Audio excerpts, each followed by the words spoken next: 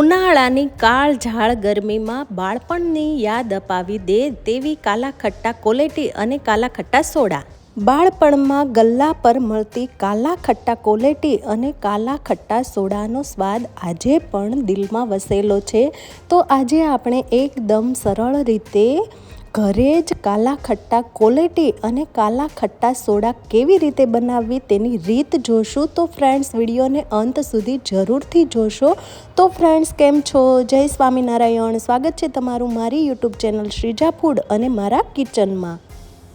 તો ફ્રેન્ડ્સ, વિડીયોને શરૂ કરતાં પહેલાં જો હજુ સુધી તમે મારી ચેનલને સબસ્ક્રાઈબ નથી કરી અને મારી ચેનલ પર પહેલી વાર આવ્યા છો તો મારી ચેનલને જરૂરથી સબસ્ક્રાઈબ કરી લેજો અને મારા વિડીયોને લાઇક અને ફેમિલી ફ્રેન્ડ્સમાં શેર કરવાનું ભૂલતા નહીં. તો ચાલો ફ્રેન્ડ્સ, આપણે કાલા ખટ્ટાની રીત જોઈએ.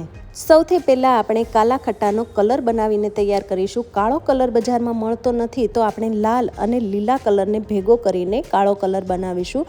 તો મેં અહીંયા અડધી ચમચી કરતાં પણ ઓછો લાલ કલર લીધેલો છે અને મેં અહીંયા 2 ચપટી જેટલો લીલો કલર લીધેલો છે. મેં અહીંયા રાસબરીનો લાલ કલર અને ગ્રીન ફૂડ કલર બંને ફૂડ કલર જ લીધેલા છે. અને હવે આપણે તેમાં થોડું પાણી ઉમેરી દઈશું, સરસ રીતે હલાવીને મિક્સ કરી દઈશું અને થોડી વાર માટે તેને સાઈડમાં રાખી દઈશું. અને હવે આપણે એક કઢાઈને ગેસ ઉપર ગરમ કરવા માટે રાખી દઈશું અને તેમાં આપણે 1.5 કપ જેટલો સાકરનો પાવડર એટલે કે દળેલી સાકર લઈ લઈશું અને 1.5 કપ જેટલું આપણે તેમાં પાણી ઉમેરી દઈશું. જો તમે ચાહો તો અહીંયા સાકરની જગ્યાએ ખાંડનો યુઝ પણ કરી શકો છો, પણ મેં અહીંયા સાકરનો યુઝ કર્યો છે. તો હવે આપણે સાકર અને પાણીને સરસ રીતે હલાવીને મિક્સ કરી દઈશું અને તેને મેલ્ટ થવા દઈશું. સાથે જ આપણે તેમાં 1 મોટી ચમચી ભરીને સંચળ પાવડર ઉમેરી દઈશું. અડધી નાની ચમચી જેટલું તેમાં સાદું મીઠું ઉમેરી દઈશું અને હવે મેં અહીંયા અડધી ચમચી કરતાં પણ ઓછા લીંબુના ફૂલ લીધેલા છે તેને ઉમેરી દઈશું અને 1 મોટી ચમચી જેટલું મેં અહીંયા શેકેલું જીરું અધકચરું વાટીને ઉમેર્યું છે. જો તમે ચાહો તો શેકેલા જીરાનો પાવડર પણ ઉમેરી શકો છો. હવે આપણે આ બધી જ વસ્તુને હલાવીને સરસ રીતે મિક્સ કરી દઈશું અને હવે આપણે ગેસની ફ્લેમને હાઈ કરી દઈશું. હાઈ ફ્લેમ પર આપણે આ ચાસણીને બનાવવાની છે. આ ચાસણીને આપણે 1 તાર કે 2 તાર નથી થવા દેવાનો. આપણે તેને નોર્મલ મધ જેવી ચીકણી થાય ત્યાં સુધી જ થવા દેવાની છે. અને હવે આપણે થોડો કરીને બધો જ કલર તેમાં ઉમેરી દઈશું અને સરસ રીતે તેને હલાવીને મિક્સ કરી દઈશું. તો તમે જોઈ શકો છો કે આપણો કાલા ખટ્ટાનો કલર આવી ગયો છે અને લગભગ 3 થી 4 મિનિટમાં જ આપણી ચીપચીપી એવી ચાસણી બનીને તૈયાર થઈ ગઈ છે. તો હવે આ સ્ટેજ પર આપણે ગેસની ફ્લેમને બંધ કરી દઈશું અને ચાસણીને ઠંડી થવા દઈશું.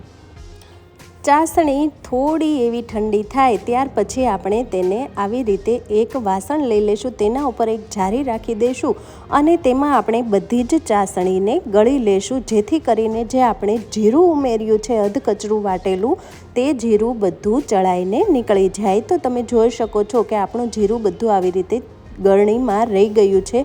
અને હવે આપણે આ સિરપને એક કાચની બોટલમાં ભરી દઈશું.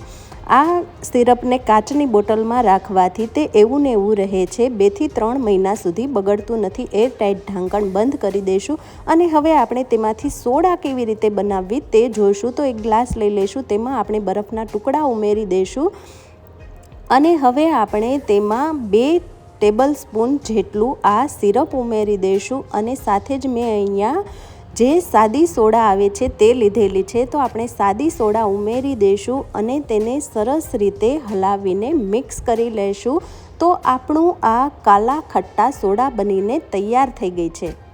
તો હવે આપણે તેમાંથી કાલા ખટ્ટા કોલેટી કેવી રીતે બનાવવી તે જોઈશું. તો આપણે જે સિરપ બનાવીને તૈયાર કરેલું છે તે આપણે 6 ટેબલ સ્પૂન જેટલું સિરપ લઈ લઈશું અને હવે આપણે તેમાં 2 કપ જેટલું પાણી ઉમેરી દઈશું અને સરસ રીતે હલાવીને મિક્સ કરી લઈશું.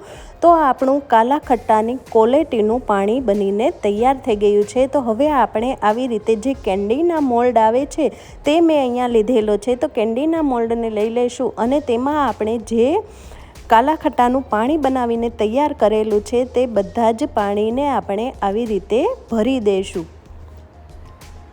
જો તમે ચાહો તો કાલા ખટ્ટાનું સિરપ વધારે પણ ઉમેરી શકો છો, પણ આ પરફેક્ટ માપ છે. હવે આપણે આવી રીતે એક ફોઇલ પેપર લઈ લેશું અને જે કેન્ડીના મોલ્ડ છે તેની ઉપર આવી રીતે સીલ કરી દઈશું. તમે જે રીતે વિડીયોમાં જોઈ રહ્યા છો તેવી રીતે આપણે ફોઇલ પેપરને કેન્ડીના મોલ્ડ ઉપર સીલ કરી દેવાનું છે. અને હવે આપણે એક છરી લઈ લઈશું અને છરીની મદદથી આપણે બધા જ ખાનામાં આવી રીતે કટ લગાવી દઈશું. જો તમે ચાહો તો તમે અહીંયા જે કેન્ડીના મોલ્ડનું જે ઢાંકણ આવે છે તેને જ ઉપર ઢાંકી શકો છો, પણ હું અહીંયા તેને થોડોક માર્કેટવાળો લુક આપી રહી છું, એટલે હું આવી રીતે જે કેન્ડીની સ્ટીક આવે છે તે લગાવી રહી છું. એટલે મેં અહીંયા ફોઇલ પેપર લગાવ્યું છે. જો તમે ચાહો તો તેના ઢાંકણમાં જ આ કેન્ડીને બનાવીને તૈયાર કરી શકો છો. તો આપણે બધી જ સ્ટીકને આવી રીતે કટમાં લગાવી દઈશું અને હવે આપણે આ કેન્ડીના મોલ્ડને 10થી 12 કલાક અથવા તો આખી રાત માટે ફ્રીઝરમાં જામવા માટે રાખી દઈશું. 10થી 12 કલાક પછી આપણે ફ્રીજમાંથી કાઢીને જોઈશું અને આવી રીતે ઉપરનું ફોઇલ પેપર હટાવી લઈશું. તો તમે જોઈ શકો છો કે એકદમ સરસ એવી આપણી કેન્ડી જામીને તૈયાર થઈ ગઈ છે. તો હવે આપણે એક પાણી ભરેલા વાસણમાં કેન્ડીના મોલ્ડને આવી રીતે થોડી વાર રાખી દઈશું અને થોડું આવી રીતે પાણી લગાવી દઈશું. તો સરળતાથી આપણી કેન્ડી મોલ્ડમાંથી રિમૂવ થઈ જશે. તમે જોઈ શકો છો કે આપણી કેન્ડી સરસ રીતે મોલ્ડમાંથી રિમૂવ થઈ ગઈ છે. તો હવે આપણે એક ડીશમાં આઈસ ક્યુબ થોડીક લઈ લઈશું અને તેના ઉપર આપણે કેન્ડીને આવી રીતે મોલ્ડમાંથી કાઢીને રાખી દઈશું.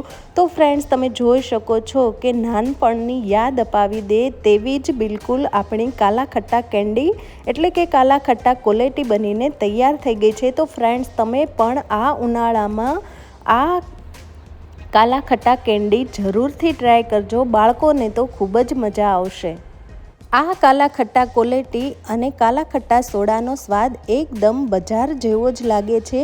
તો ફ્રેન્ડ્સ, જરૂરથી ટ્રાય કરજો. બાળકોને ખૂબ જ મજા આવશે. અને મારો વિડીયો ગમ્યો હોય તો ફેમિલી ફ્રેન્ડ્સમાં શેર જરૂરથી કરજો. તો ફ્રેન્ડ્સ, ફરી મળીએ નવી રેસીપી સાથે. તો ત્યાં સુધી આવજો. બાય. Thanks for watching.